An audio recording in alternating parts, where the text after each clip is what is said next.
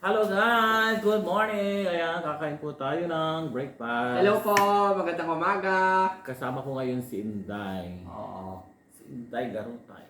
Kamusta mga Ayan, bago po kablog? tayo mag-umpisa, maglilid mo ng dasal si Inday. Okay.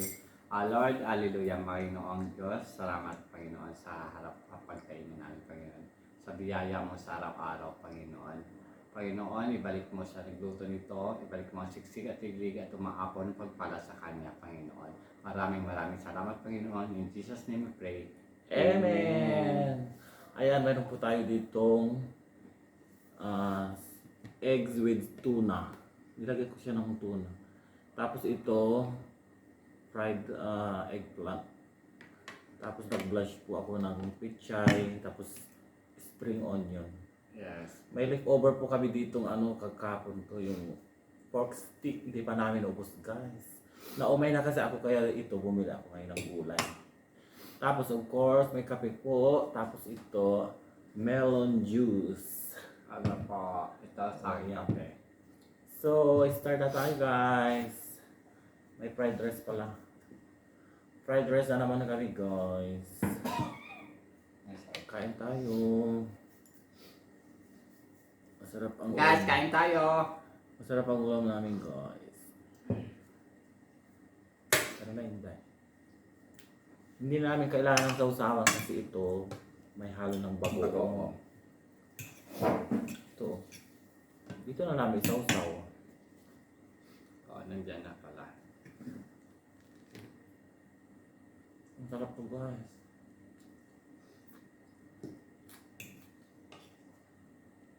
Hindi ko siya nilaga. Parang binalian ko lang ng tubig na mainit.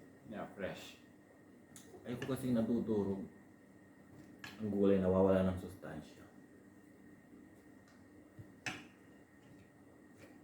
Gusto ko yung may lutong. Spring onion, marami dito sa amin.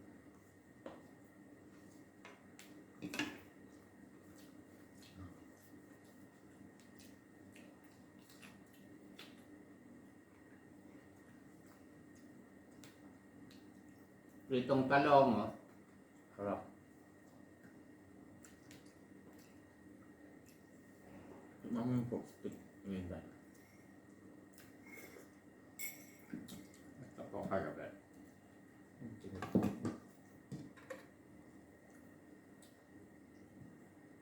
Naumay kasi ako guys sa baboy. Kagabi itong ulam nila. Invite nila ako kumain. Gusto ko ng yan, red talong.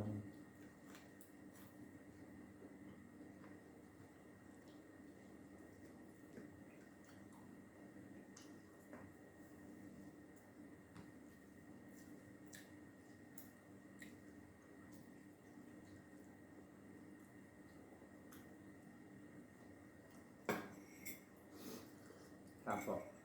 Ngayong Ramadan guys, naglipa na yung mga melon, pakwan, marami dito. Kasi ito yung nila, kinakain nila iftar. Mura lang 1 dirham ang kilo.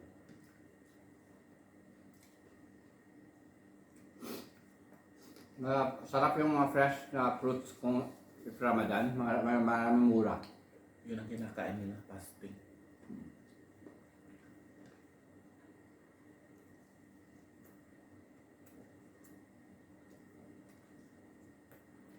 Hindi naman kami nagpa-fasting. Fasting-fastingan lang.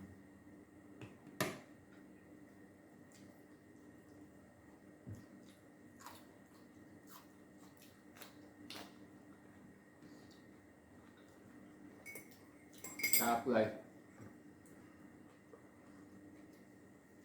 Lalo pag may kape.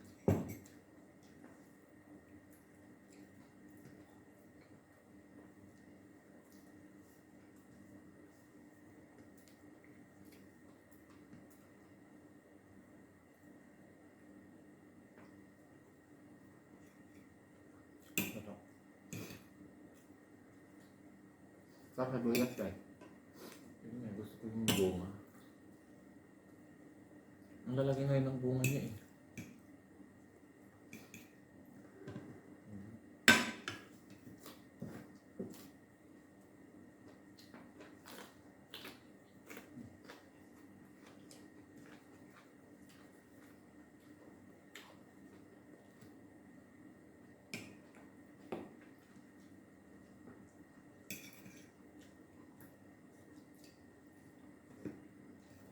At totoo lang, dito lang ako natutong kumain ng mga fresh na gulay. Bakit hindi ako kumakain? Oh, kasi sa atin puro Puro ako kanin. kanin, lason, yung mga laga, di ba? Hindi ako makakain kung walang kanin. Dito, mga ganitong ulam. Sarap. Kaya pag uwi ko, tanim-tanim ako yan.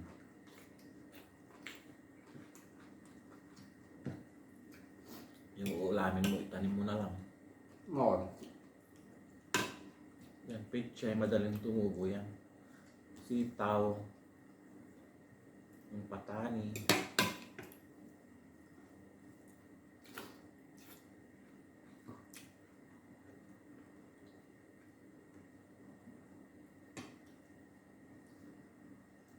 Sa Pilipinas tayo, patani din maganda, dahil dali ka mamunga na Ay, tapos sa mga talagang pinakain nila. Kaya natuto ako nung hindi pa ako nagpa-vlog. Yun ang palagi kong pinapanood. Parang sarap na sarap sila. Nag-vlog na ako, tinatry ko. Sarap pala. Kaya hindi sila tabain. Kasi muro ang gulay. Oo. Sa Thailand, daming Kung kakain sila ng sa gulay, restaurant. kunti lang more on mga ulam. Pero ang pinakakain nila yung sticky rice. Mm-hmm. Nilalagay lang sa tapos binilog-bilog nila. Pero lagi yung pagkain na may bagoong dahil patis. Oo, Dahil dahil maalat sila. malas sila makain. Kahilig sa So, may Facebook, may patis pa. Masasawan. Pero Tapos kung maglagay sila ng bitchin, grabe. Kita ko binagwag ng bitchin na ang dami. Sabi ko, useless din kung marami ring mga preservative. Ang bitchin, grabe.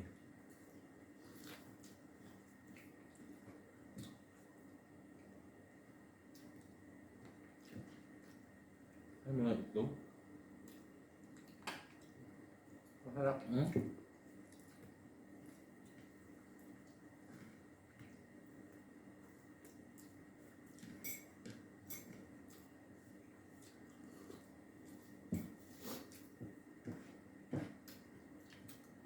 Totoo lang, ang rice namin, hindi na kami bumibili.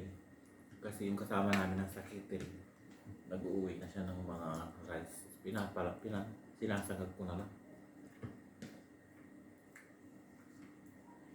Sayang din kasi guys. Mm-hmm. Daming gutom sa Pinas, tapon mo lang.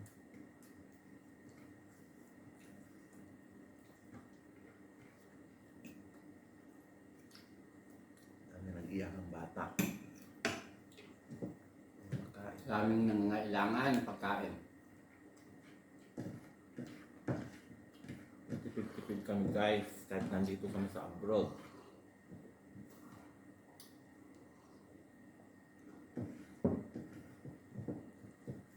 Ito kasi dito, mura na kasi pagkain. Itong almusal namin, 10 dirham lang. Kulay. Ang kulay-kulay lang. Kakaumay pagkarne lagi guys. Oo. Kaya. Sa Pinas pag may mga okasyon, halimbawa kasal ngayon, ay ko nang ulitin yung ulam. No. Gusto ko gulay. Kasi pag pag sa Pilipinas, Mga Sabi ko, ay maggulay ako bukas. Isahog ko yung yung yung crispy pata. Yung mga Kasi tira-tira siyempre ang dami naming tira. Oo.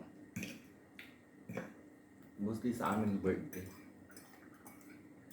Mga pamangkin ko, kakatay kami ng baboy.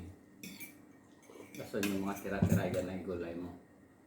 Noon, sa totoo lang, mga pamangkin ko, sagana yung pamangkin ko yung inalaga namin kasi nag-alaga kami ng baboy, talagang piniprepare namin. Parang kasal na guys, ang laki kaong na. 1 taon yung baboy. Parang kinakasal yun lagi. Magmula nung pagkabata, first birthday, hinahandaan niya. Tapos 7, nung nag-18, Inilagaan nyo ng baboy? nag-aalaga kami para Para sa kanya. birthday yan ha? Pati mga ka-eskwela niya, pupunta sa amin yan. Dami nilang regalo. Lalo nagkumpil. Noon, madali lang ang pera. Sa totoo lang. Ngayon ang hirap. Promise. Ngayon mahal. Nagmahala ng bilihin. Parang sinasabi ko yan ang bigas ngayon pag bibili ka, 50 daw 1 kilo tayo. Okay. Kaya Kaya isang alam- kainan lang yan tayo, no? Kaya alam nyo, nung nagpapakis ako, 25 kilos nilagay ko sa box para nanay ko hindi na bilhin. Hindi na niya bilhin kasi masakit sa busa yung bigas. Sa totoo lang. Lalo ngayon, ang bigas dati 1,200 makakakuha ka ng 50 kilos. Ngayon, kalahating kabal lang 2,000 na. Noon isang sako 1.5 lang. Ang Diyos ko tayo, nagtitinda ako. Pag uwi namin, kuha na ako ng isang sako, 1-2.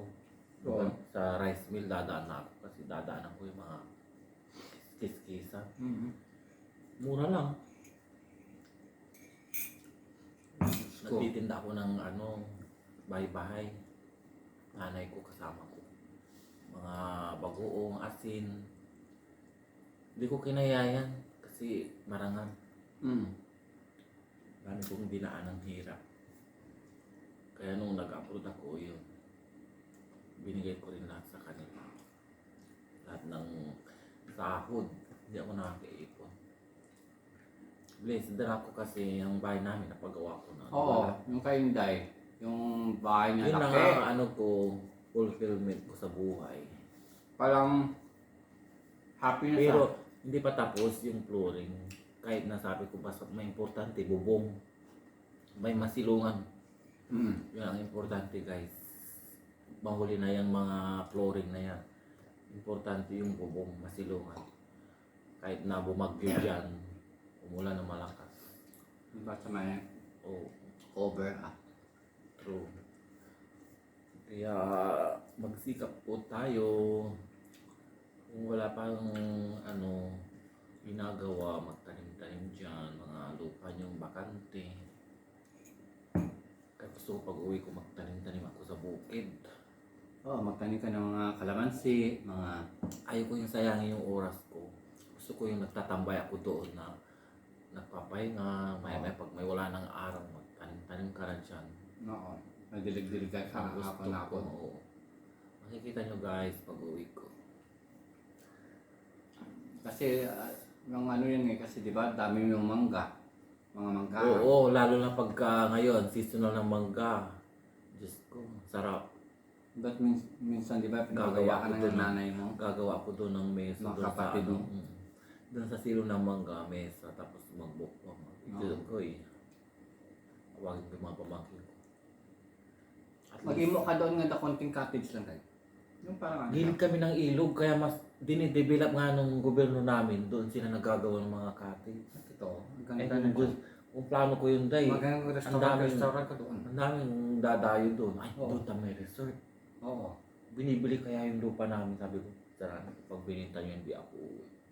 Ayaw kong pabenta. Oo, kasi sayang. Kasi plano nila yung gawing resort daw. Parang yung may bangka-bangka. Oo. Ay, Diyos ko. Pag na-develop yun, day, ang daming may lupa. Oo, at doon. saka kung dahil maganda pa rin tahan. Mm. Magkita pa kayo. Yun nga. Magiging tourist spot yung gilid ng ilong namin kasi maganda siya. May hagdan-hagdan, pwede kang mamingwit. Naaliw. Ang daming na sa amin.